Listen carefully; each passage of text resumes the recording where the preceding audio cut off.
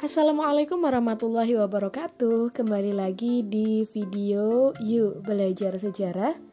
Oke, untuk video kali ini kita akan membahas materi tentang Perjanjian Linggarjati. Yuk simak terus sejarah peristiwa Perjanjian Linggarjati. Perjanjian Linggarjati merupakan salah satu perjanjian antara Indonesia dan Belanda dalam sejarah kemerdekaan.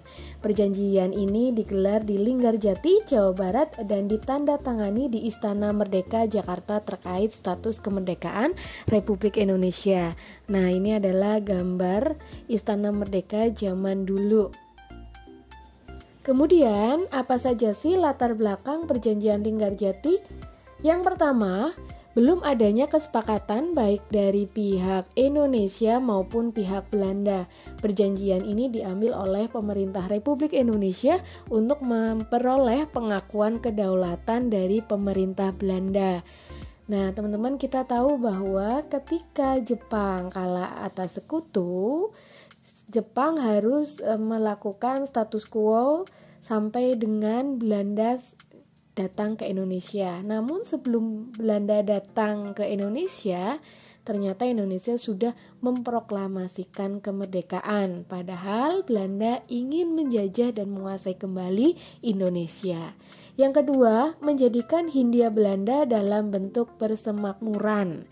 Nah, saran ini merupakan saran dari Van Mook. Van Mook adalah orang Belanda yang lahir di Indonesia, yaitu di Semarang. Ia juga seorang pengajur persekutuan sejak tahun 1930-an. Ia termasuk kelompok pendorong gerakan orang Belanda di tanah jajahan Hindia Belanda. Mereka bertujuan untuk menjadikan Hindia Belanda sebagai tanah air mereka dalam bentuk persemakmuran. Jadi atas dasar pemikiran inilah Van Mook berkeinginan keras untuk kembali ke Indonesia. Yang ketiga, berbagai insiden dan konfrontasi dengan semakin banyaknya tentara Nika yang datang ke Indonesia. Jadi Nika datang ke Indonesia itu diboncengi oleh sekutu. Ternyata banyak konfrontasi. Nah, hal ini menyebabkan pihak sekutu ini Inggris ya teman-teman, ingin segera mengakhiri tugasnya di Indonesia. Terlebih ketika aksi-aksi kekerasan terjadi di kota besar di Indonesia, terutama pertempuran sengit di Surabaya. Pihak sekutu ingin segera meninggalkan Indonesia, tetapi tidak mungkin melepaskan tanggung jawabnya di internasional. Yang keempat adalah kegagalan perundingan Hooge-Veluwe pada April 1946. Jadi perundingan Hooge-Veluwe di negeri Belanda itu sebelumnya sudah ada pembicaraan di Jakarta mengenai apa-apa yang diinginkan oleh Belanda dan Indonesia. Nah, sedangkan dari Belanda yang diwakilkan oleh Van Mook menginginkan, ya yang intinya adalah menginginkan negara, ya jadi Indonesia dijadikan sebagai negara persemakmuran berbentuk federasi. Nah, sedangkan negara Indonesia ini menginginkan adanya diakuinya sebagai negara yang berdaulat penuh atas wilayah Hindia Belanda.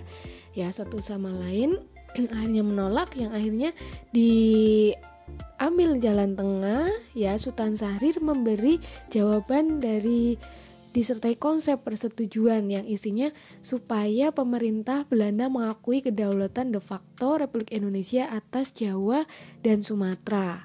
Kemudian supaya Republik Indonesia dan Belanda bekerjasama membentuk RIS bersama-sama dengan Nederland, Suriname, dan Curaçao menjadi peserta dalam ikatan kenegaraan Belanda.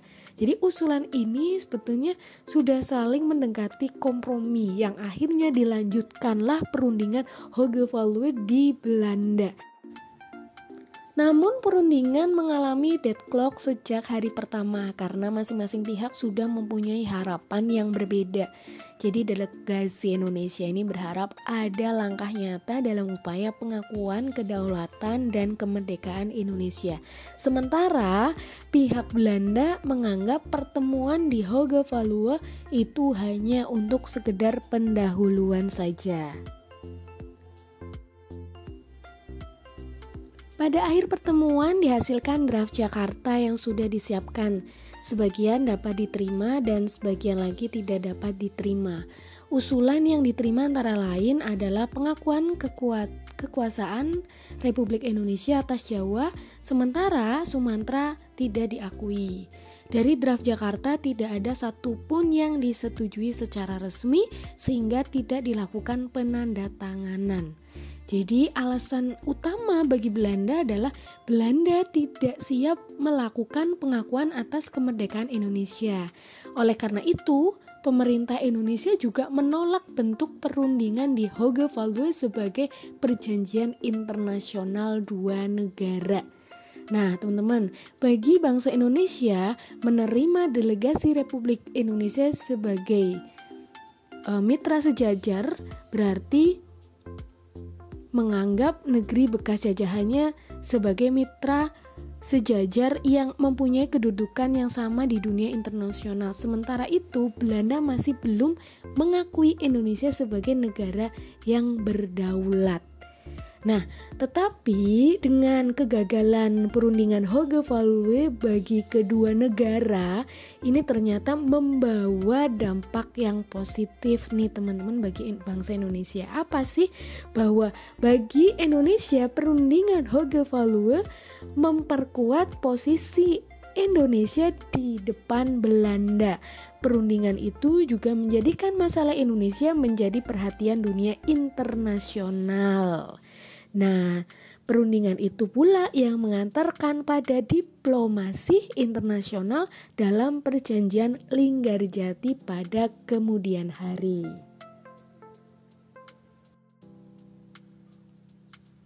Nah, perjanjian ini melibatkan 3 negara, antara lain Indonesia, Belanda, dan Inggris sebagai penengahnya.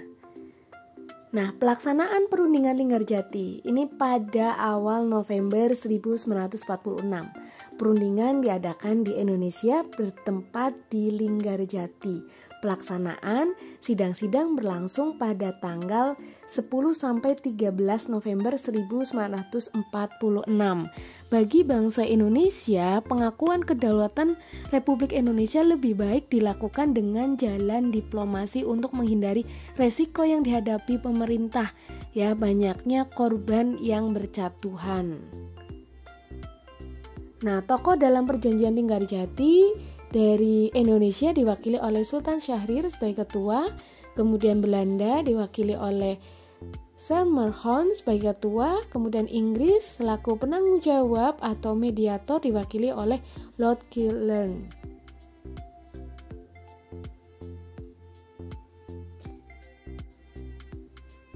Nah, apa saja sih isi perjanjian Linggarjati? Adapun isi perjanjian Linggarjati adalah sebagai berikut.